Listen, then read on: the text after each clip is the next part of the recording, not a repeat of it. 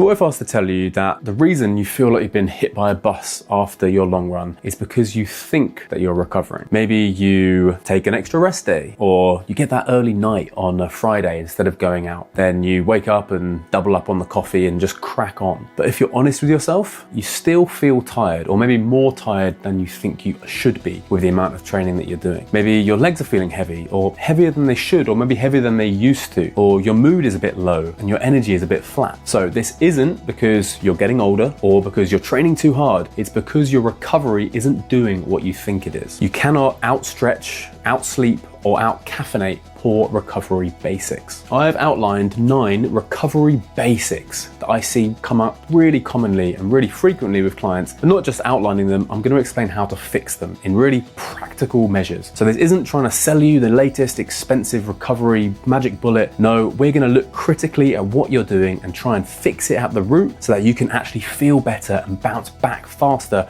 from all this hard work that you're putting in. So it's my goal that after you finish watching this video, you are ready to take action and do something about your recovery so that you can start feeling better, start running faster, start improving your performance whilst having energy for the rest of your life. Hi, my name is James and I'm a registered sport nutritionist and sports scientist. I'm a husband, I'm a father, and I'm also a runner. I make science-based videos that are unsponsored that help runners fuel smarter and recover stronger without being slaves to counting calories or tracking macronutrients. So in this video, I'm going to show you the most common stumbling blocks I see for people who are not only training, but juggling family life, work life, as well as trying to enjoy some sort of social life, and how to fix them importantly. So when we get this right, you're going to be able to run stronger and have more energy for all the good parts of life. Let's dive into number 1. Righto, so the first issue that I see, we're going to do the grand reveal here, is not understanding what's actually going on with recovery, because there's a bit of a misconception here that inflammation, fatigue are always a bad thing. And actually, they are the things that are resulting from the stimulus of exercise. And actually, they're the things that are driving the adaptation to that exercise. So during a training block, you're probably going through increasing distances of runs, and then there'll be that week where it's the low week, the week off. That would be the week where you want to recover. But when there's that build phase, actually we want to have an increasing amount of fatigue coming into the system, because that is the signal to drive adaptation. So if we think about this from an elite athlete perspective, they not only periodize their training around the year, so that they'll be building for certain events, and then during competition phase, they'll be recovering as much as they physically can, because in that time, they're not trying to get fitter and faster, they're trying to just maintain and recover from the hard competitions that they've been doing. However, we do want some basics coming in to ensure that you are able to tolerate that increase in training load. Now, we often get a bit carried away with the stuff that we see elite athletes do, and they are probably the things when they are gone from competition to competition, or it might be team sports where there's a huge long competition season. So really, they've got pre-season to get fit, and then they just need to be recovering and tolerating all of that hard weekly or bi-weekly sessions. That's when you see athletes getting in the ice baths, using Theraguns, doing hot and cold contrast therapy, infrared, all of that fancy stuff, and compression boots. That's when we think, right, that's recovery, that's what I need to do. But that is the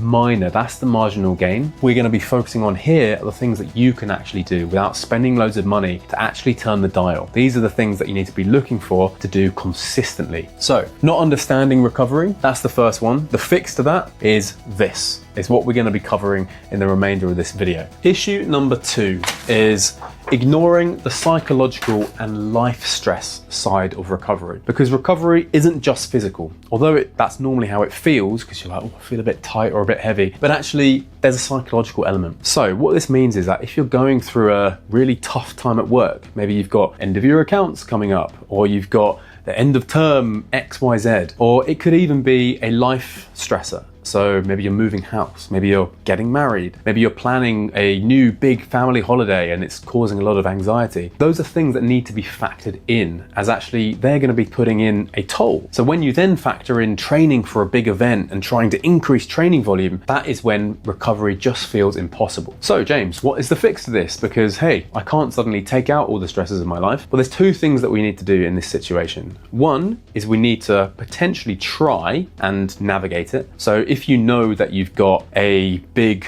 life event coming up, maybe you don't plan your Ironman or your half marathon or your marathon the weekend before or after it, because that's just going to lead to a huge amount of stress in that moment. So if you can plan your calendar around some of these big things, if you know that they're coming up, that's going to be the first point of call. However, the chances are life's going to happen and those big life events are just going to come. So then it's a case of managing it as best you can. How do we do that? Well, firstly, we need to acknowledge that this life stressor does have a physical impact, even though it's a psychological stressor. So when you are reviewing your training week, if you're just feeling it, it's giving yourself a break and not doing as many of the session, actually prioritizing more rest and recovery time so that you aren't doing quite the same volume. Because if you're not doing quite the same physical volume, but you've got extra mental volume, then effectively you are doing the same amount. So then you won't be overloading your system and you will be able to recover if you're doing the rest of these protocols right. I mean, the best runners don't just train hard, they manage their training load really well within their lifestyle. And this is something that I'd highly recommend you doing as well, which brings me really neatly on to our next point,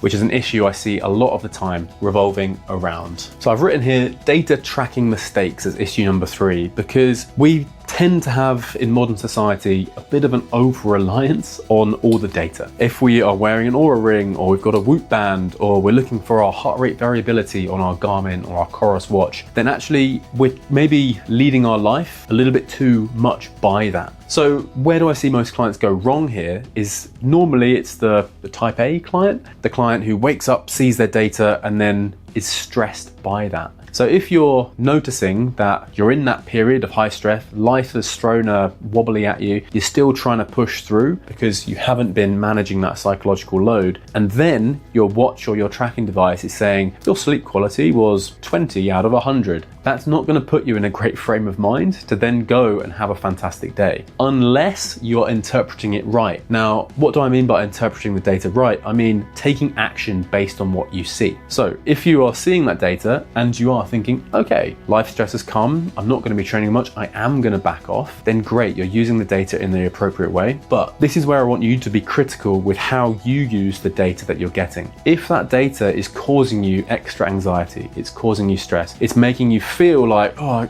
I should try and get to bed earlier, but now I can't and I'm feeling stressed, then I would actually recommend removing some of that extra data and literally go on feel. If, however, you're using it and you're adjusting your behavior accordingly, fantastic, keep it, it might be serving you. But remember that all of these tracking devices, in my mind, should be a means to an end. They should be a guide to help you understand your body so that you can ultimately move away from them long term. Point number 4 is, I'm sure you saw this one coming as soon as you knew it was on recovery, sleep habits. So instead of reciting and preaching that you need to get to bed earlier, I'm sure you know all about sleep and sleep hygiene practices. So what I'm going to say is, if you know it all already, but you're not quite able to put it into practice, instead of me lecture at you, what I'm going to do is recommend a book. So there's a book called Why We Sleep by Matthew Walker. It's a fantastic book. He's a premier sleep researcher, and if there's anything or any argument that is going to encourage you to want to sleep better, that book will. So pop it on, do 20-30 minutes as a pre-bed timer, listen to it as you're falling asleep. His voice is quite soothing. So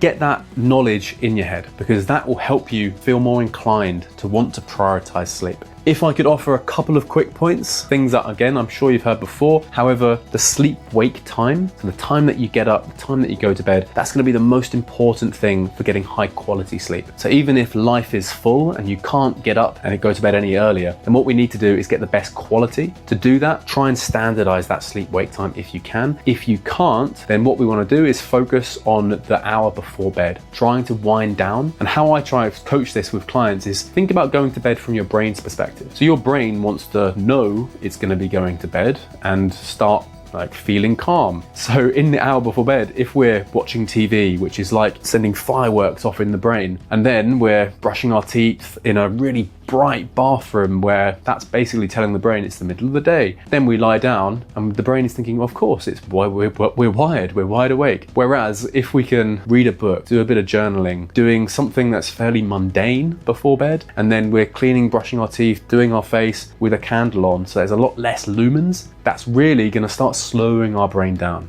If we have that same sort of consistent routine, that's then going to really help you get much higher quality sleep, even if, again, you can't increase the duration. Issue number 5 is underfueling, because underfueling equals under-recovering. So we need to consider total calories, protein, and carbohydrate. And this is where I'm going to ask you to be critical with how you eat around your week. So, do you have similar foods, similar meals, similar snacks in terms of their portions? Do you have similar foods coming in most days, despite some days you go for runs? So let's say you're doing a run, maybe it's a 30 minutes or an hour long run. That could be an extra 200-300 calories, up to say 400, 500, 600 calories or more. What we need to do is account for that by having more total calories in our diet to support that recovery process, and in particular more carbohydrate, because that's the key driver of fueling our runs. So the main issue I see is people not adapting their nutrition to meet their training demands. As an aside, when I coach clients through the Performance Accelerator, we put quite a bit of detail on this, because for me, it's the answer to long-term good energy levels.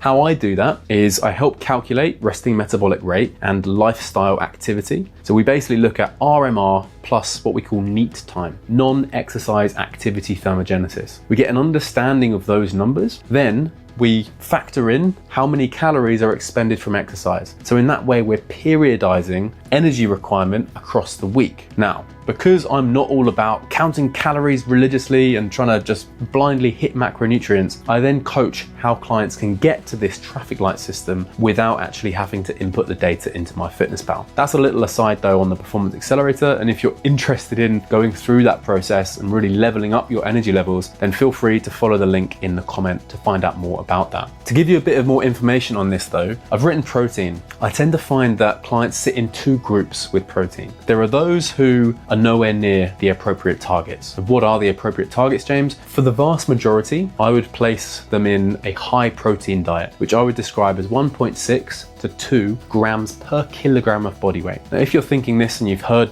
what about 2.2, which is 1 gram of protein per pound of body weight, which would be 2.2, or even 2.4, because there was that Longland et al. Paper that showed that was more advantageous than 1.2. If you're thinking that, then those very high, so I would class 2 to 2.4 grams per kilogram body weight protein as very high. Those levels might be appropriate if you're in a larger caloric deficit. But the reason I don't promote a large caloric deficit with my clients, which I would class as 500 calories or more, is because it's very stressful on the body. So if you're trying to go through increasing amounts of training, having this extra stressor in is going to mean you just don't have fuel, the energy budget available to recover. So I tend to recommend a smaller energy budget so that there's still ample space in your total calories for both protein and carbohydrate, as well as having enough fat to support the recovery process. So if you're getting to a point where you're now having a bit more calories, a bit more food on the days that you train, my guidance there is to have a bit more before and after the session. So you're sandwiching more of those calories around when your body really needs it. And instead of just thinking afterwards, right, I've got to get my protein in, let's change that and think, right, I need to get more carbohydrate in. So don't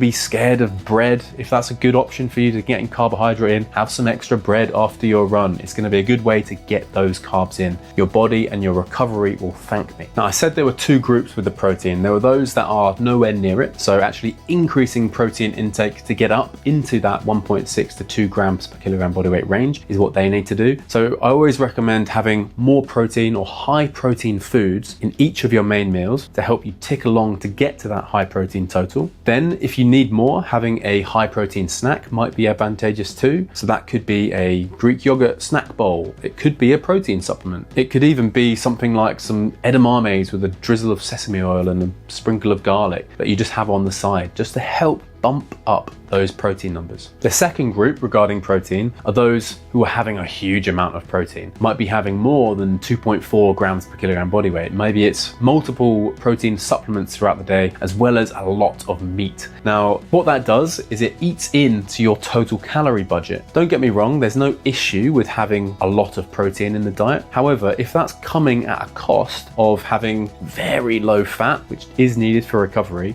and also not enough carbohydrate, well then that is going to be impairing your recovery. Issue number 6 that I see very commonly is inconsistent energy intake. So what do I mean by this? It's focusing on protein when you've done that one gym session of the week and you're like, right, I'm going to get my protein in the shake afterwards, or I'm going to have a high protein meal afterwards. Then the rest day comes and we go back to our old habits of having toast or cereals for breakfast, having a small lunch, and then having a normal dinner, in which protein intake over the whole of that day is going to be quite low. What we need to do with protein is we need to try and get into that range that I recommended earlier, 1.6 to 2, consistently. I want to try and explain why though. So when you do your gym session, or you do a sprint session or turbo session, or you do something where there's some threshold, if you do something where there's some form of a resistance exercise element to it, your muscle protein synthesis, which is the positive muscle building signal that your body gets when you eat protein, is going to remain elevated for up to 24 hours, right the way up to 48 hours after that session. If you think about that, you want to be eating high protein for 24 hours, but actually up to 48 hours, you still want to be having a bit more protein so that you get the benefit from that elevated muscle protein synthesis response. So this is why having high protein on both run days and rest days is a good idea. What's the fix for this though? Well, again, it's being critical with your habits regarding protein. Do you have a handful of different breakfast options that consistently give you 30, 35 grams of protein so that you can get started towards your high protein total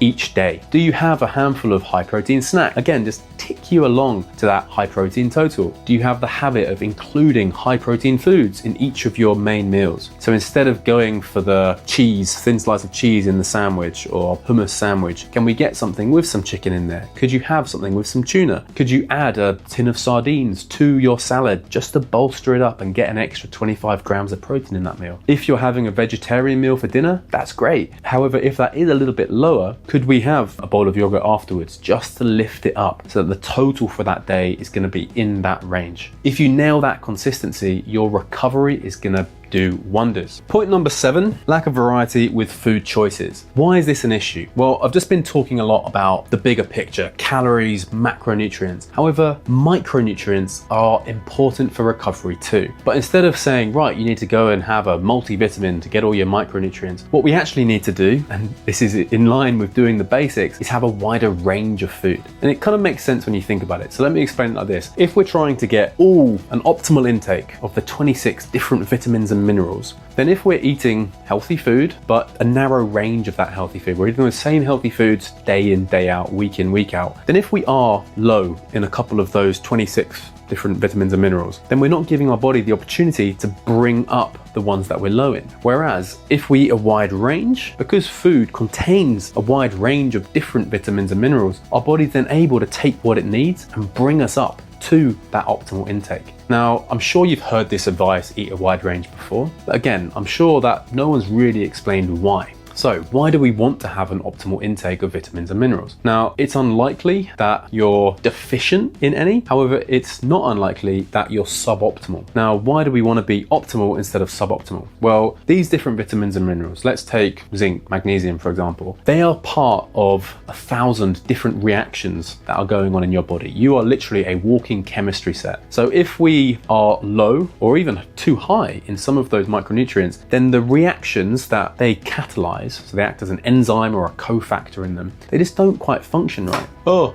quick, you didn't see it. So to be able to function optimally in terms of your metabolic health, which is going to allow you to recover better, we want to be getting up and having this optimal intake. That's another reason why we don't want to just be having a load of capsules or tablets, because then our body gets a different hit. It gets absorbed a little bit higher up, so we might get more than we need. Whereas when the vitamin and mineral is packaged in the food matrix, so it's locked up in the fiber of the food, gets taken taken further down in the gut and our body's able to take out what it needs. So you're able to more likely get to that optimal intake. Vitamins and minerals is key, but also color and antioxidants are important. They're going to do the little things that just help the body recover that little bit better. That's the issue. So what's the fix? The fix is focusing on variety within each macronutrient and then doubling down on variety of fruit and veg, as they're some of the most micronutrient dense foods in the diet. How to do this practically? When you're planning your week, or hopefully you're going to be planning your week, if you're thinking about different dinners, for example, can you have a different high protein food source coming in across the week? Maybe it's chicken, maybe it's beef, maybe it's turkey,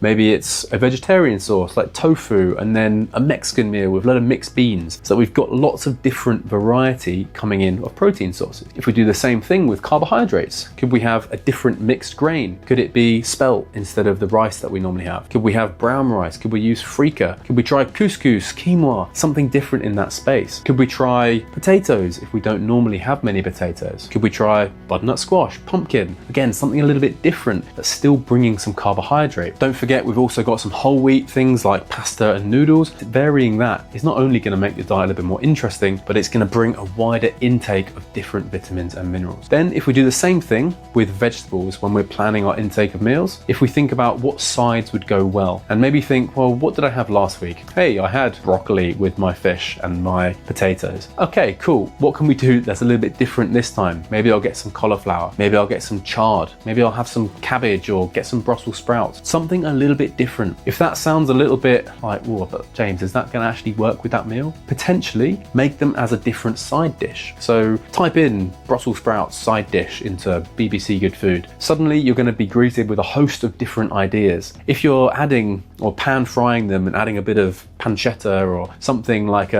something salty like a cheese, suddenly you're going to want to eat that. That's going to be great. It's going to give you the micronutrients that you need and make you more inclined to want to continue that habit because you actually enjoyed eating it. Yes, I would agree that having some really sad Brussels sprouts on your plate with some fish, probably not great. You're not going to sell it on the kids, but we even put some asparagus because we put some Parmesan on it. We got our 16-month-old. She smashed more of them than we did, and we were thinking next time we're going to have to buy an extra packet. So variety is key. Combine some of the vegetables with known flavors to make you more likely to want to have it. Point number 8 is poor gut health habits. So instead of just saying poor gut health, well, no, because there is something that you can do about it. So it's poor gut health habits. The reason gut health is important is because it's going to help with nutrient absorption, it's going to help lower inflammation and help you have much stronger immunity, all of which are vital for help your recovery. So what is the fix for poor gut health habits? Well, it's considering what habits you can actually build in. So let's focus on addition because that's going to help with a more positive relationship with food. Yes, hopefully now, by considering increasing the range. If we can increase the range of different plant foods in our diet, it's going to be a really helpful tool for expanding the range of different bacteria in our gut. That's really one of the main drivers for improving your gut health is variety and range in the diet. So again, focus on different carbohydrates, but really different fruit and different vegetables. So if you normally buy apples and bananas, cool. Can we try and get something a little bit different? Buy a grapefruit.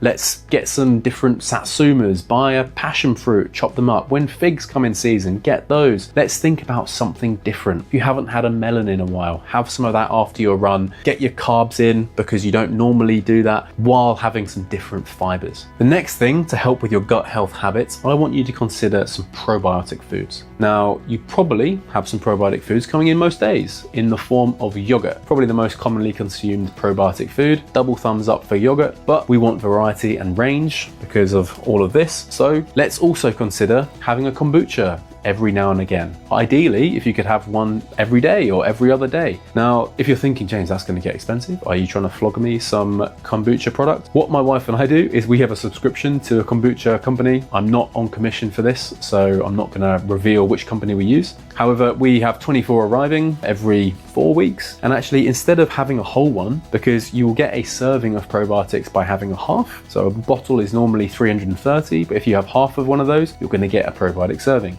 We have half one of those most evenings. We're just ticking away. We've got a consistent probiotic food that's coming in addition to the yogurt that we might have at breakfast or as a snack. Another easy health habit is to consider kefir. So kefir is a fermented milk product. If you're in the habit of having cereal, or of having a smoothie, of having a protein shake, then actually what you can do is mix kefir as a 50-50 mix with the milk that you would normally use to sort of mellow the tanginess of the kefir whilst getting in a serving of another probiotic food. So that might move you from 1 to 2 to 3. Then if you have some kimchi or have some sauerkraut in the fridge, next time you're making a lunch salad or having a sandwich or having eggs on toast for breakfast, you can just have a side of sauerkraut. If you're doing that every other day, you've got the habit there of having that extra probiotic portion. Another habit here to consider, which is a potentially tasty one, is having something like a little miso soup. So these are just great for, one, rehydration. So if you're doing really sweaty sessions and you're thinking, right, I need to get my electrolytes in, instead of spending loads of money on something which is basically salt and some flavoring, why don't you have some miso?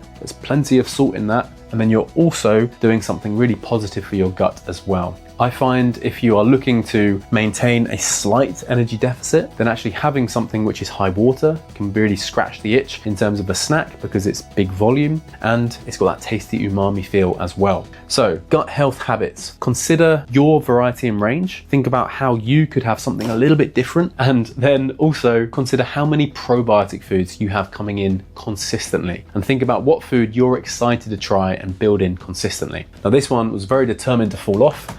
This is issue number 9, which you may have already seen. It's rubbed off a little bit. Forgetting about hydration. So with hydration, I see people in 2 groups. This is the majority of my clients. Those who underhydrate, in that, yeah, James, I don't drink that much water. In which case, the fix is, let's get a bottle. Hey, I've got mine fairly close to hand.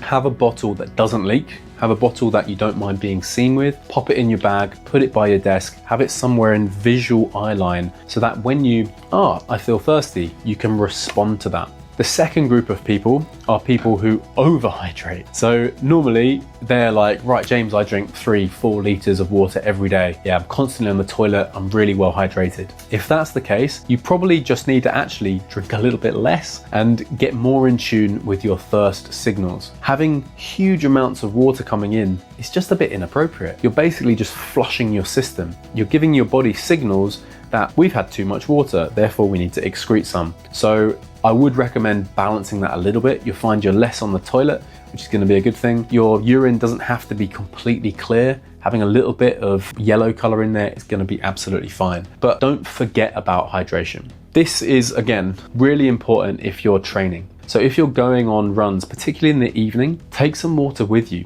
because you're probably not going to be able to drink enough afterwards before bed. So drinking some during that session is going to offset how much you need to drink to recover, and therefore probably mean you'd go to the toilet less in the night. So taking fluid with you to your session so that you can drink throughout is going to be a good habit to build. So if you're feeling tired all the time, even though you're training smart, you're following your coach's plan, it's not about working harder. It's about recovering better. And I'm really hoping that you can implement some of these 9 action points and address some of the common issues I see with clients. I find most runners are normally chasing those marginal gains from the advanced recovery practices when the bigger picture is right in front of them. Yes, we need to come back to basics. We don't need to spend loads of money on expensive recovery boots. Instead, we need to be critical with the habits that you've currently got and how you're going to apply some of this information to your lifestyle and your routine. So I would like you to consider your sleeping habits, your fueling habits, your consistency, your gut microbiome, and your hydration. If you can get all of those right, then you might want to consider layering in some fancy stuff during periods of high overload. And if you found this video helpful, consider hitting subscribe, drop me a like, and then if you want to know how to fuel for energy, click this link to watch my full guide.